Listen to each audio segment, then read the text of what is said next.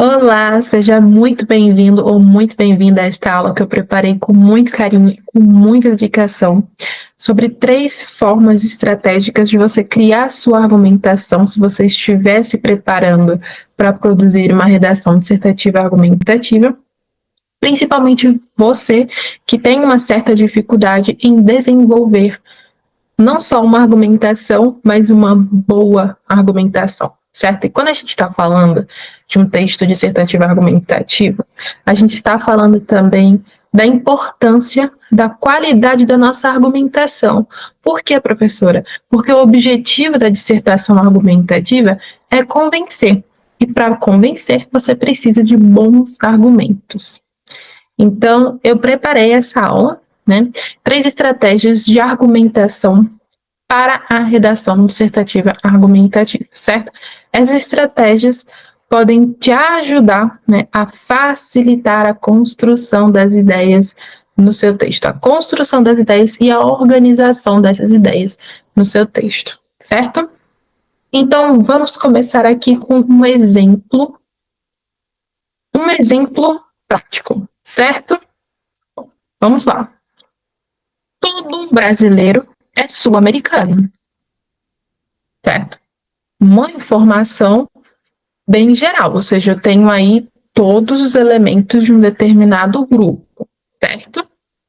Ora, todo cearense é brasileiro. Olha, eu tenho aí uma outra informação intermediária. Logo, então, estou chegando a uma conclusão. Todo cearense é sul-americano. É lógico, certo?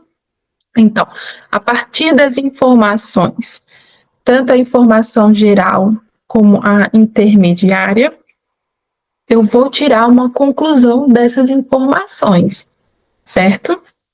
Então, eu estou partindo de uma informação geral para chegar a uma informação particular. Eu vou deduzir a partir do conteúdo das informações anteriores, certo? É uma questão de lógica. Não faria nenhum sentido se eu dissesse aqui, logo, nem todo cearense é sul-americano. Não faz sentido, não está de acordo, certo? Bom, então se eu estou falando que eu tenho aqui uma informação que contém todos os elementos de um grupo, eu estou partindo do geral para chegar em uma informação particular, certo? Então, a gente está falando do método dedutivo, certo? A gente acabou de partir primeiramente para um exemplo para chegar à definição do que é o método dedutivo aqui, tá bom? Então, sempre do método dedutivo, é do geral para o particular. Certo, professora, mas o que isso tem a ver com a argumentação na minha redação? O que é que eu vou fazer com esse tal de método dedutivo? Bom, imaginemos, certo, que o tema da sua redação é os efeitos da evasão escolar no Brasil. E a sua tese é, vamos supor um exemplo, tá? A evasão escolar prejudica o desenvolvimento intelectual e cultural do indivíduo, certo? Como é que eu posso usar o método dedutivo para fortalecer a argumentação no meu texto, para que seja realmente uma argumentação produtiva, que contribua para um desenvolvimento produtivo das ideias no meu texto, para que eu possa alcançar uma nota maior aí na minha redação? Bom, vocês lembram que a gente começa com uma informação geral, certo? A gente vai trazer uma declaração, uma afirmação geral, certo? Então, a gente pode colocar aqui. A escola tem por função desenvolver o aspecto cognitivo do ser humano. É uma afirmação bem geral, certo? Ora, isso quer dizer que todas as escolas tem por função desenvolver o aspecto cognitivo do ser humano. Ora, um indivíduo que não frequenta a sala de aula não participa dos saberes transmitidos e atividades educacionais, certo? Então, eu tenho aí uma afirmação geral e tenho uma informação intermediária. A gente poderia substituir, agora que eu estou falando aqui com vocês, né? Colocar as escolas, pode ser no plural também, tá? Então, as escolas têm por função desenvolver o aspecto cognitivo do ser humano, certo? Ora, o indivíduo que não frequenta a sala de aula não participa dos saberes transmitidos e atividades educacionais, né? Vim aí com mais uma declaração intermediária. Então, a partir dessa primeira declaração, dessa primeira afirmação, a escola ou as escolas têm por função desenvolver o aspecto cognitivo do ser humano. E a partir do que a segunda, a informação intermediária está me dizendo, ora, o indivíduo que não frequenta a sala de aula não participa dos saberes transmitidos e atividades educacionais. Logo, eu vou inferir que a evasão escolar, ela afeta o potencializar dos conhecimentos intelectuais e culturais de quem deixa de frequentar o espaço escolar. E vocês podem notar que eu estou trazendo a minha tese para a conclusão. Então é isso, você vai utilizar a conclusão da sua argumentação criada através de um raciocínio dedutivo para reafirmar a sua tese, certo? Então, logo, a evasão escolar afeta o potencializar dos conhecimentos intelectuais e culturais de quem deixa de frequentar o espaço escolar. Então, eu estou trazendo a minha tese para a conclusão desse raciocínio, certo? E é uma questão de lógica. Então, você tem uma primeira afirmação, você tem uma segunda afirmação, que são muito difíceis de contestar. Então, pela lógica, você vai inferir uma afirmação que esteja ali de acordo com essas duas informações anteriores. Então, fica um pouco mais difícil de contestar. E com isso, você tem uma argumentação mais consistente, certo?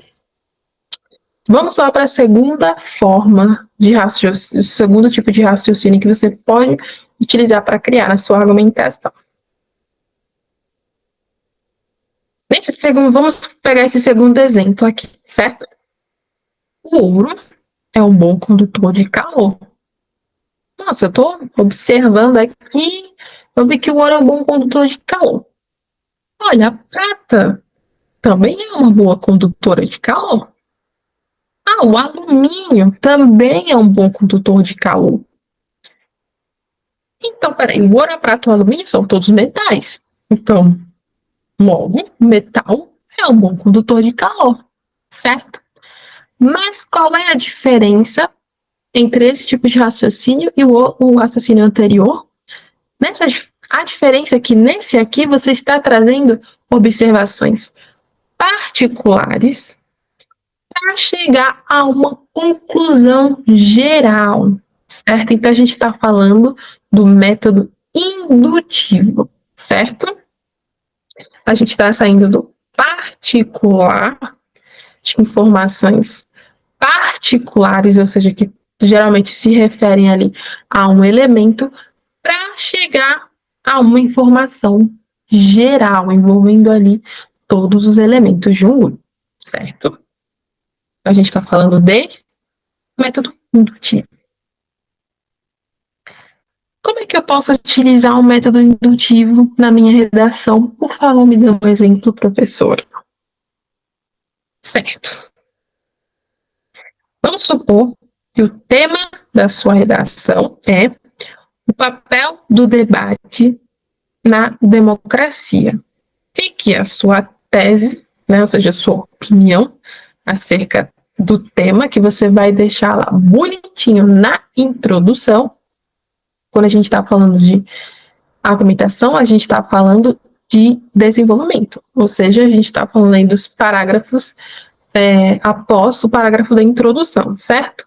Então, você já vai ter definido o seu ponto de vista inserido na introdução. Bom, a tese é: o debate de ideias é uma forma de liberdade de expressão proporcionada pela democracia. Como é que eu posso defender isso? Como é que eu posso embasar a minha opinião? Bom, então vamos lá. No período do regime ditatorial brasileiro, a imprensa censurava qualquer manifestação divergente do governo. No regime ditatorial de Pinochet, os artistas chilenos que tinham uma cultura discordante foram exilados. A ditadura argentina de 1976 causou o desaparecimento de apoiadores da oposição. Então, peraí, eu estou observando, né, uma ditadura, depois a outra, depois a outra, e agora eu vou chegar a uma conclusão geral. Logo, o debate de ideias é uma forma de liberdade de expressão proporcionada pela democracia. Certo? Então, através da observação de elementos em particular, eu cheguei a uma conclusão geral. Ou seja, o debate ele não é uma característica de ditaduras, mas sim da democracia, certo? Então, essa é uma outra forma que pode te ajudar a estruturar, a planejar a sua argumentação com mais rapidez, né? Quando você estiver lá planejando a sua redação, tá bom?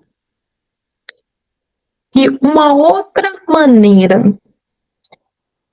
de você argumentar para fortalecer a discussão no seu texto é... Antes de tudo, eu vou te fazer uma pergunta.